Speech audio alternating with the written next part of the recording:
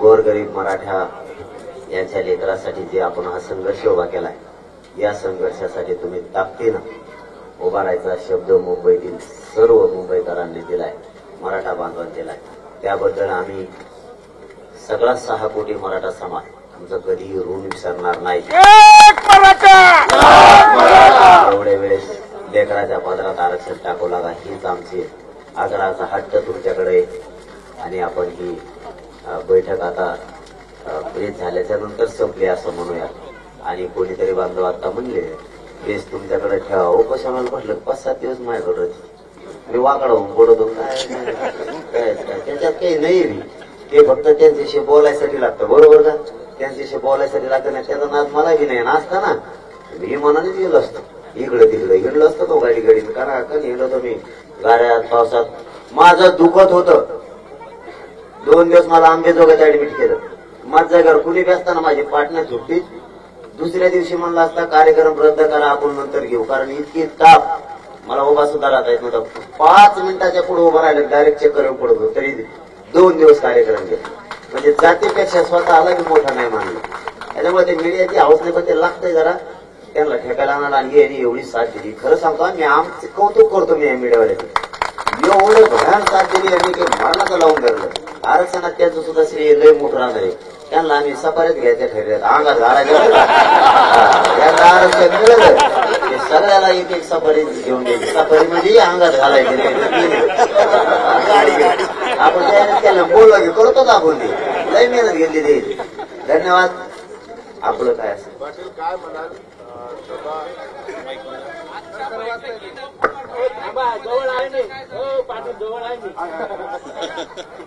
मला हे सांगा, जो उद्देश तुमचा होता बैठक घेण्यामागे मुंबईकरांना इथं बोलवणे, तो सफल झाला का? कारण बऱ्याच गोष्टीबद्दल तुम्ही काल सुद्धा बोलला होता, मात्र तो उद्देश सफल झाला पाहिजे. कशी झाली बैठक? नाही, सफल हा उद्देश बैठकीतून 100% सफल झालेला आहे की मराठा समाजाला हाक दिली आणि ते महाराष्ट्रात आंदोलन करणाऱ्या मराठ्यांच्या पोराच्या पाठीशी उभा राहिले नाही. असं कधी झालेलं नाही. मुंबईकर इतक्या ताकदीनं धावून आला. म्हणजे तुमचा प्रश्न ही बैठक सफल झाली का, तर इतकी सफल झाली की मुंबईतला कानाकोपऱ्यातला मराठा समाज इथं आलाय. तुम्ही यांची होणारी बैठक फक्त बघा. आता ते बैठक बघूनच सरकारचे डोळे पांढरे होणार आहे. माझ्या गोरगरीब मराठ्यांच्या लेकरासाठी मुंबईतला घराघरातला मराठा आता एकत्र आलाय. आणि रात्रंदिवस कशी मेहनत घेते ही आपले सुद्धा बांधव दाखवते. आणि आम्हाला 100% खात्री आरक्षण मिळेपर्यंत मुंबईतला एकही मराठा 1 इंच सुद्धा मागासा करणार नाही. हे खात्रीपूर्वक शब्द तुम्हाला आहे. माझा मुंबईतले जे आपसाचे मतभेद होते ते सुद्धा मिटले असं मानतात. मतभेदच नव्हते. मतभेद असेल इतक्याला बालेत नसते. मतभेद नाहीत काही मना लागत असतं गनिमी कावामध्ये. त्याला सरकारलाच नाही का जमत मग गनिमी कावा ते दाटून मध्ये त्याचं मुळे जमत नाही. मग कशाला बसला एकामेका शेजारी. आपले मतभेद नाहीत काय नाही. लय मजा येते आमचं काम. आता बघा तुम्ही जिरी सांगते ते आता तिथे गेला.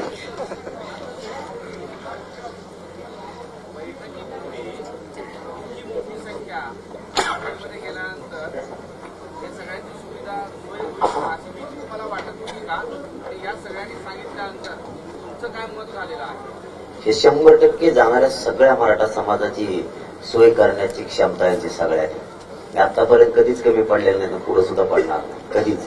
परंतु संख्याच इतकी जाणार आहे त्यामुळे आम्हीच त्यांच्यावरती नाराजी व्यक्त करणार नाही. संख्याच इतकी राहणार आहे. आमचे 2-3 प्रॉब्लेम आहेत तेवढे खूप जास्त नाहीये. बाकीचे जे ते भरून पुरणार आहेत. महाराष्ट्रालाच 2 करोड मराठा 3 करोड मराठ्यांना तर सहज ते पुरू शकते सगळं. परंतु काही काही गोष्टीला ते सुद्धा पुरणार नाहीत. त्या गोष्टी फक्त सरकारकडे आहेत. आम्ही तेवढी देणे आम्हाला पुरवली बदल.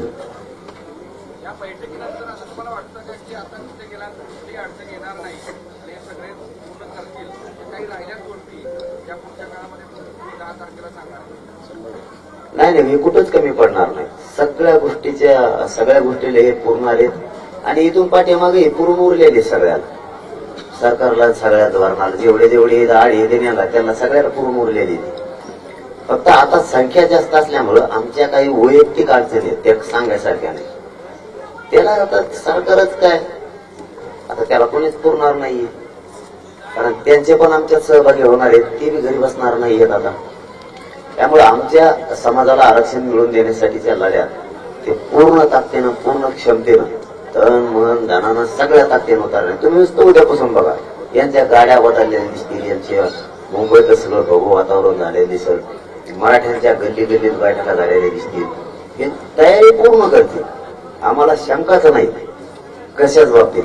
कारण जर आज 400 किलोमीटरवरून 500 किलोमीटर ते इथं आले तर त्यांनी सुद्धा दंड थोपटले जातात मराठ्यांना आरक्षण मिळून द्यायसाठी. कशाला कमी वाढणार?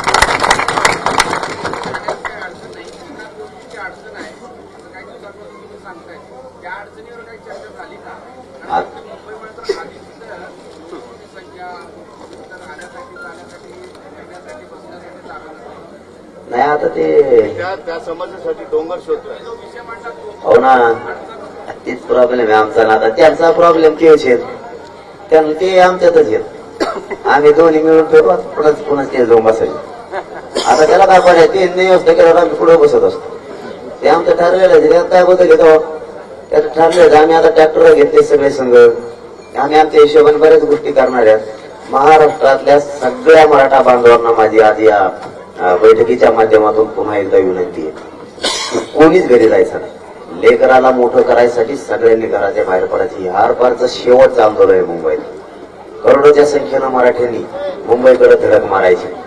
कोणीही कोणाचं वाहन अडवलं जाणार नाही, कोणाचं ट्रॅक्टर अडवलं जाणार नाही, कोणी भ्यायची गरज नाही, कोणाच्या किशेला सुद्धा भ्यायची गरज नाही.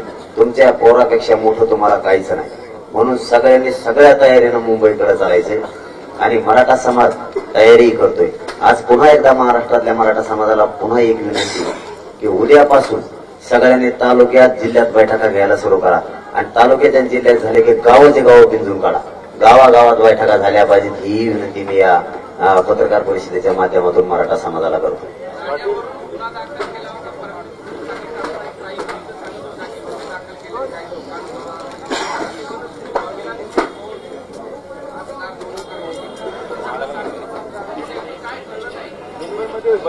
नाही नाही, बघा, काही मार्ग दाखवायला आम्हाला वकील बांधव लागतात, डॉक्टर आम्हाला गोळ्या औषध द्यायला पाहिजे. का वकील संघ घेतले म्हणजे काय केसच असते थोडंच असेल. वकील दुसरं काम करू शकते, वकील सोपे नसते भाऊ, त्यांना इतके मार्ग माहीत असते. म्हणजे काय त्याच्यासाठी थोडी तयारी केली आम्ही फक्त आमच्या पद्धतीनं आरक्षण जिंकण्यासाठी आम्ही सज्ज आहे. आणि मुंबईतला मराठा जो उद्या सकाळपासून सज्ज झालाय त्यांचं मनापासून कौतुक करतोय आम्ही, मनापासून. किती सगळ्या ताकदीनं मराठा मुंबईतला मुंबईकर म्हणून आज एकत्र आलाय. पक्षीय संघटना गटतट सगळं सोडून खरोखर महाराष्ट्रातल्या मराठा समाजाच्या वतीनं आम्ही त्यांचं जाहीर कौतुक करतोय, सगळ्याचं जाहीर. काल तुम्हाला विचारलं होतं की तुम्ही मुंबईचे लोक वेशीवर बोलवताय, तुम्ही इकडून जाताय, तुम्हाला आजही शंका वाटते की एवढा मोठा मराठा समाज एकत्रित येतोय, तुम्हाला बॅकअप लागेल, तुम्हाला अडवलं तर मुंबईच्या लोकांनी यावं, सरकार खरंच अडथळा करेल असं वाटतं? शंका आहे तुमच्यामध्ये? सरकार मराठ्यांना मुंबईत जाण्यापासून रोखणारच नाही, हे 100% सांगतो मी तुम्हाला. पण आम्हाला पाठीमागचे काही अनुभव आहेत आणि आम्ही त्यांना जाहीरपणानं सांगितलेलं आहे, आंतरवालीचा प्रयोग पुन्हा करायचं स्वप्न बघू नका, तुम्हाला ह्यावेळेस जड जाईल.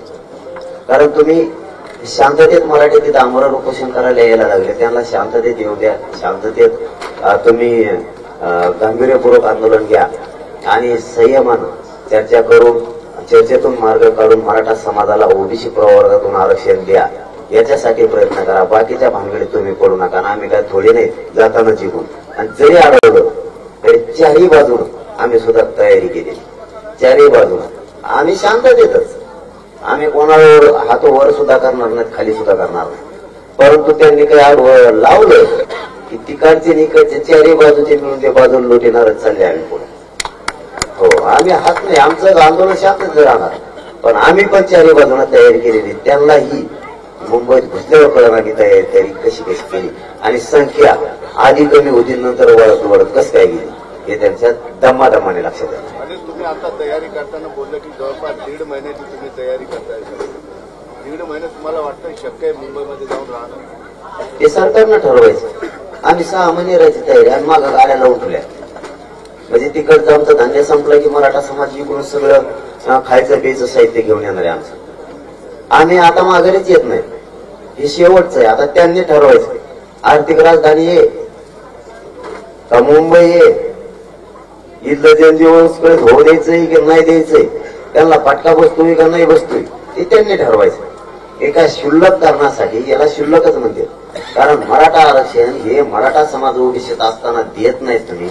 एक साधा शासन निर्णय करायचा आहे आणि त्यालाही नोंदी शासकीय, म्हणजे कायद्याच्या चौकटीत जाणारे सगळे निकष मराठ्यांनी पार केले तरी तुम्ही देत नाहीत. मग आता तुमच्या मुंबईचं काय होणार आहे किंवा तुमच्या सरकारचं काय होणार आहे त्याच्याशी आम्हाला नाही देणं घेणं. आमच्या पोरांचं भविष्याचं काय व्हायला लागलं याच्याशी आमचं देणं घेणं आहे. तर पुढे तुम्ही हे पण सरकारला धमकी देता की दूध पालेभाज्या धान्य सगळं बंद करू. त्यांनी मुंबईकरांचा काय दोष आहे याच्यामध्ये? त्यांनी जर आमचं डिझेल आमच्या गाड्याला नाही दिलं, त्यांनी जर आम्हाला गॅस घेऊन नाही दिले वाटाने, आमचे नेट बंद केले, आम्हाला काय तेल मीठ घ्यायचं दुकानं बंद केली, आम्ही काय पर्याय करायचा आहे? बिगर डिझेलवर गाड्या चालायची तयारी केली आहे. किंवा कोणालाच माहित नसतं. ते जर डिझेल बंद केलं ना, आम्ही इतके नमुने येतं बिगर डिझेलाच्या गाड्या जर तुम्हाला तिथे गेलेले तिथून पुढं. त्यांनी जर गॅस बंद केले तर आम्ही लाकडच चालली दिसतं. आम्ही चुली पेटीना 3-3 इटा घेतल्यात आम्ही, कोणी की थोडी कोणी झाली भाजी भाकरी सुरू आम्ही. तुम्ही पण तुमचं दूध बंद होणार, आमचा मायबाप शेतकरी मराठा तुम्हाला दूध नाही देणार, भाजीपाला नाही देणार. आम्ही इकडे त्याचं तूप करू दही करू पण तुम्हाला देणार नाही. तुम्हाला बाजरी गहू खायचेच नाही तुम्ही, ते बी देणार नाही. सोयाबीन बी खायचे नाही तुम्ही, डाळी धुळी आम्ही बंद करून टाकणार सगळ्या. तुम्हाला डाळी धुळी नाही खायचे. तुम्ही काय करायचं, ते टोपल्याच्या काड्या काढायच्या त्याच खायच्या. तुम्हाला चान्सच नाही दुसरा. तुम्ही बघा मग आम्ही बी काय करतोय. तुम्ही आम्हाला तसा त्रास द्या तसा तुम्हाला त्रास होणार.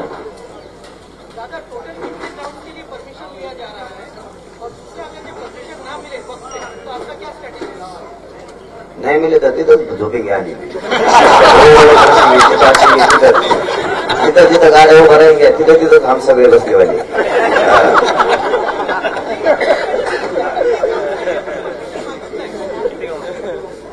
काय मुंबईमध्ये जेवढे ग्राउंड आहेत तेवढे, पण आंदोलनाच्या आसपासचे जेवढे तेवढे पण मागितले. तुम्हाला त्या अधिकृत 10 तारखेच्या नंतर सगळी माहिती मिळेल कोणचे कोणचे झाले. तसंच जाऊन बसणार नाही मिळत म्हणजे काय, मुंबई आमची नाही काय, त्यांची काय एकटेची काय नाही बसून गेलं तर म्हणजे काय. मुंबई महाराष्ट्रातली सगळे दुनियाची द्यायची, परदेशातले सगळे दुनियातले लोक आहेत काळे पांढरे.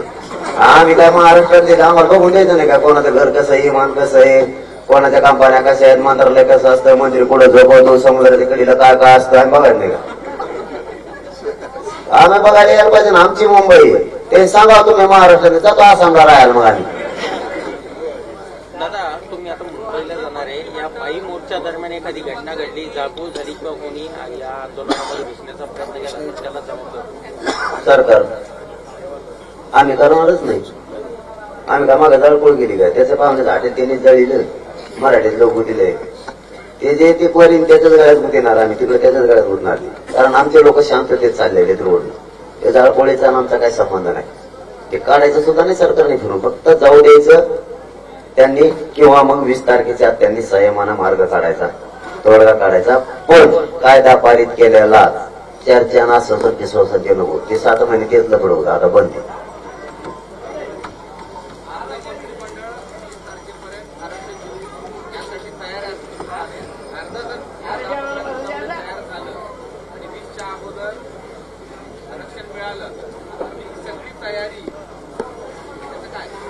म्हणजे आम्हाला म्हणजे काय दिल्यावर काय आम्हाला आवश्यक का मुंबई जायची. आमची फाईटच आरक्षणासाठी नाही, तिथे विजयात रूपांतर करून मग आम्ही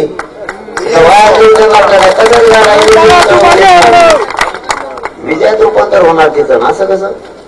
पण सरकारनं मराठा समाजाचं आरक्षणाचं आंदोलन ही गांभीर्यानं घ्यावं, ही सरकारला आमची मनापासून मराठा समाजाच्या वतीनं महाराष्ट्रातल्या विनंती आहे की तुम्ही गांभीर्यानं घ्या. तुम्ही हसण्यावरती सहज हा मुद्दा नेऊ नका, कारण याचे दूरगामी परिणाम खूप सरकारला मग भोगावे लागणार आहे.